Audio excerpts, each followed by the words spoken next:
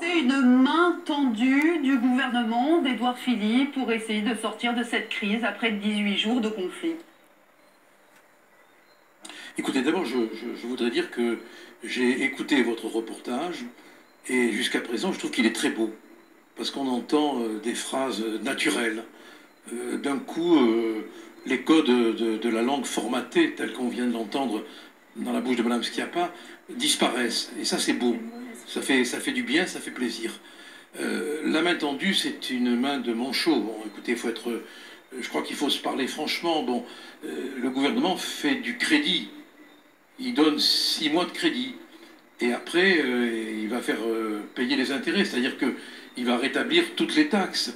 Or, ce n'est pas cela que le peuple demande. Marlène Schiappa a dit le contraire. Elle a dit que si on ne trouvait pas... Monsieur Collard, Marlène Schiappa a dit le contraire. Non, mais si Marlène Schiappa disait la vérité, on le saurait. Bon, c'est pas le cas. Elle a une extraordinaire musique. Un minimum de respect dans votre expression, J'ai rarement entendu...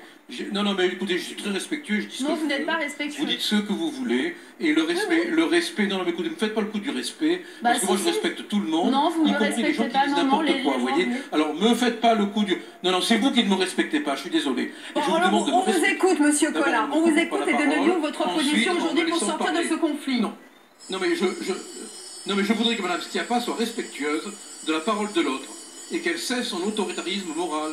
On a le droit de ne pas être de son avis. Sa dictature. Mais vous ne me traitez pas de menteuse, monsieur Collard. Non, mais traiter de dictature, les mots ont un sens, c'est que monsieur, non, mais écoutez, madame, taisez-vous et laissez-moi parler. Non, on ne peut pas les générer. Sur ce plateau, on va... position de domination, hein. S'il vous plaît, monsieur Collard. Monsieur Collard, sinon on coupe la liaison. Alors laissez-moi parler, bon. Alors on vous laisse parler. Comment vous faites-vous pour sortir de ce conflit et répondre aux idées jaunes? J'ai 2 sonneries dans l'oreille. J'ai les sonneries de l'Assemblée et la sonnerie de Mme Schiappa, c'est beaucoup pour un seul homme. Voilà. Ce que je veux dire, c'est que si vous arrivez à la faire taire, bravo. On va attendre la fin de la sonnerie, parce que pour nous, c'est inaudible, monsieur Collard. Je me tourne vers vous, monsieur... Qu'est-ce que je vous dis, moi? Si vous arrivez à faire taire Mme Schiappa, je vais pouvoir parler. Bon, alors, allez-y, parlez, dites-nous. Je ne disais rien depuis 10 minutes, c'est de m'adresser à fait, je ne dis rien. Si vous arrivez à la faire taire 5 minutes, ça sera parfait. Cette femme est de totalitarisme sonore. On va s'arrêter là, monsieur Collard. Ce que je dis, c'est qu'il n'y a absolument pas de solution et que les Gilets jaunes ont raison de ne plus supporter cette langue de bois, ce trucage. Dans 6 mois, il faudra payer. Or, on aurait dû suspendre tout de suite les taxes. Il y en a marre de cette langue de bois. Et il y en a marre de faire la morale aux uns et aux autres. Ce gouvernement est un gouvernement de brigands qui fait du brigandage sur le peuple. Et ça doit s'arrêter. Merci beaucoup, monsieur Collard, pour cette réaction en duplex de l'Assemblée nationale. Je me tourne vers vous, Guillaume Garot, pour le Parti socialiste. Est-ce que là, on est sur ce qu'a dit monsieur Collard, du brigandage et en gros, on se moque des Gilets jaunes? On va essayer de s'écouter d'abord ce soir et puis de ne pas tomber dans les excès et essayer d'aller au fond des choses. Et en particulier pour les responsables politiques, mais ça vaut pour nous tous, de tenir des propos responsables. Parce qu'on sent bien aujourd'hui que la situation du pays, elle est tendue, elle est grave, elle est inflammable. Et donc la question qu'on doit se poser ce soir, c'est comment on sort de tout ça. Et est-ce que les annonces du Premier ministre sont suffisantes ? Moi, j'ai bien écouté ce qui a été dit dans le reportage, les réactions tout au long de la journée, et force est de constater que le compte n'y est pas. Que les annonces du Premier ministre ne suffiront pas, hélas, à sortir de la crise, à proposer de vraies solutions. C'est ce que vous proposiez, vous, au début. Oui, mais alors, justement, je vais y venir. Parce que j'entends Mme Schiappa tout de suite nous dire on va se mettre autour d'une table et puis on va discuter. Mais pour ça, il faut qu'il y ait un minimum de confiance entre les acteurs. Et vous avez été obligé ce soir, Mme Schiappa, de nous donner finalement d'être le décodeur des propos du Premier ministre qui sont finalement assez flous. Alors bien sûr, il y a ces annonces de suspension sur les taxes sur le carburant. Très bien, c'est un premier pas, il faut le reconnaître. Mais au-delà, qu'est-ce qui a été dit sur le pouvoir d'achat des gens? Qu'est-ce qui a été dit pour les retraités? Qu'est-ce qui a été dit pour la justice fiscale? Est-ce qu'on peut régler les problèmes comme ça? Mais il faut au moins tracer des perspectives, Mme Gessler, on ne peut pas en rester là.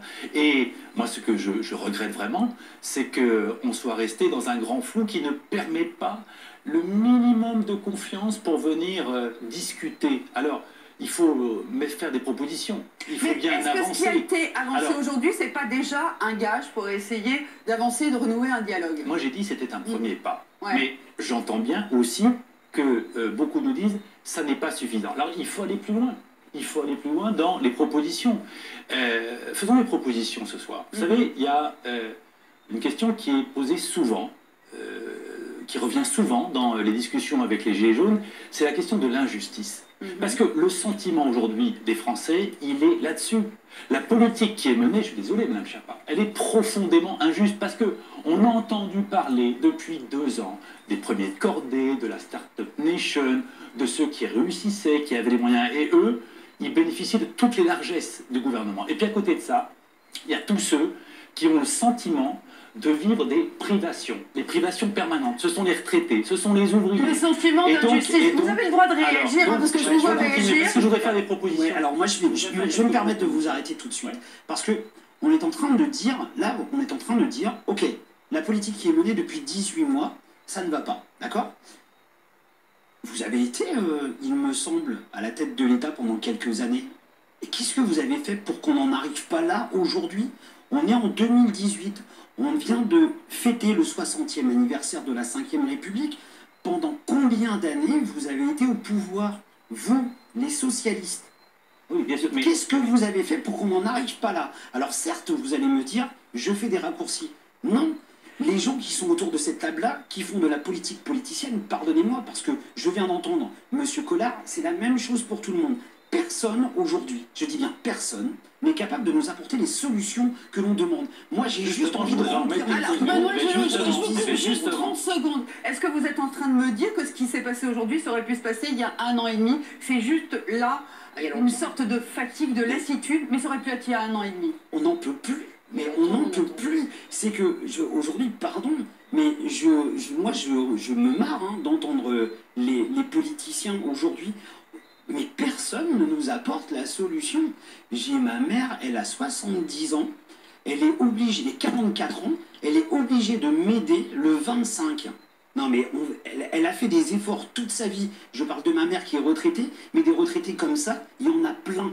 Il y en a plein dans la rue aujourd'hui.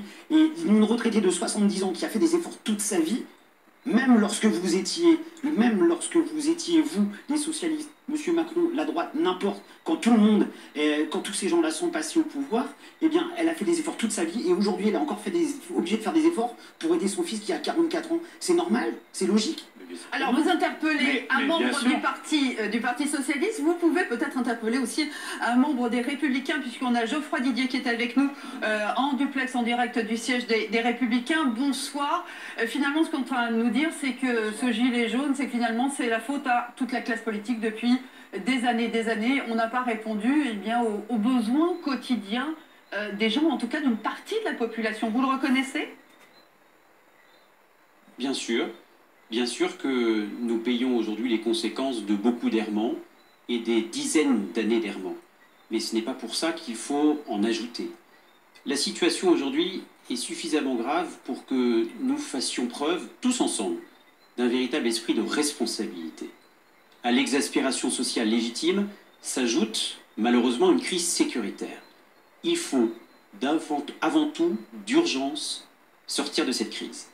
Comment ? Donc, moi, ce soir, je dis, au nom des Républicains, que nous tendons la main, que nous sommes prêts à travailler avec le gouvernement, avec toutes les formations politiques, à la meilleure manière de sortir de cette crise.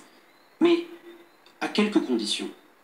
La première, c'est que le moratoire qui a été annoncé aujourd'hui, qui n'est qu'un moratoire de 6 mois, doit absolument se transformer en abandon et en renoncement définitif des additions et des augmentations insensées d'impôts et de taxes. Il faut que le gouvernement comprenne une chose, c'est que s'il y a tant de colère, s'il y a tant de personnes qui s'expriment dans la rue, s'il y a un mouvement de sympathie aussi massif à l'égard des Gilets jaunes, ce n'est pas parce que les Français ne veulent pas payer l'impôt, c'est qu'ils ne le peuvent pas. Donc le taux de supportabilité est aujourd'hui atteint. Et puis il y a une deuxième condition, c'est que oui, je veux bien qu'on se mette tous autour de la table, mais il faut savoir de quoi on parlera. Nous appelons en quelque sorte à un Grenelle des impôts et des taxes, où on va mettre les sujets qui fâchent sur la table.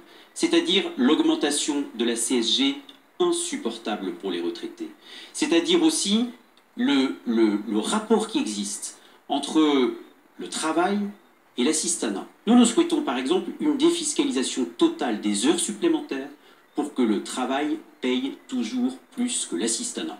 Il y a donc une réponse d'urgence, c'est un renoncement définitif à cette hausse insensée des impôts et des taxes, et puis évidemment de véritables sujets qui concernent l'emploi de la dépense publique. Juste avant de nous quitter de ce duplex, Geoffroy Didier, il y a des gilets jaunes ce soir qui appellent toujours à manifester samedi prochain. Est-ce que vous dites aujourd'hui c'est irresponsable? Non, là il faut sortir, il faut arrêter, il ne faut pas de samedi prochain.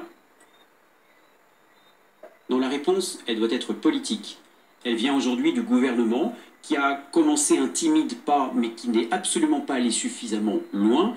Et puis, nous n'avons jamais demandé à ce que quiconque manifeste. En revanche, nous respectons les manifestants. Merci. Et ce que nous voulons surtout, c'est qu'ils puissent, s'ils le veulent, manifester de manière pacifique samedi. C'est la raison pour laquelle nous souhaitons aussi l'instauration d'un état d'urgence, c'est-à-dire s'assurer que les manifestants et tous ceux qui veulent exprimer leur colère puissent le faire dans le respect de leur liberté et aussi évidemment dans le respect de l'intégrité physique de tous ceux qui se retrouvent dans la rue sur leur passage. Merci beaucoup, c'était donc le message ce soir des Républicains. Merci à vous. On va vous donner la parole.